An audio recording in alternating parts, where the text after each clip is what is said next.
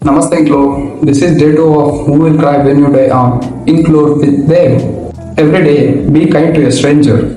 Think about this. The small act of kindness you give a stranger could be the only good thing that happens in their entire day. Robin Sharma reminds us that kindness doesn't just belong to the family and friends. It belongs to everyone. The shopkeeper, the bus driver, the delivery guy. They all carry a silent struggle. A smile, a compliment, a genuine thank.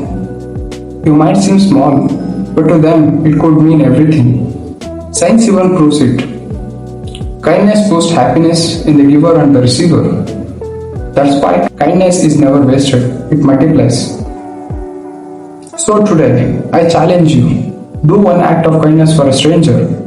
Hold the door, give compliment, say thank you like you mean it. Then come back here and share what you did. Let's create a ripple effect of kindness together.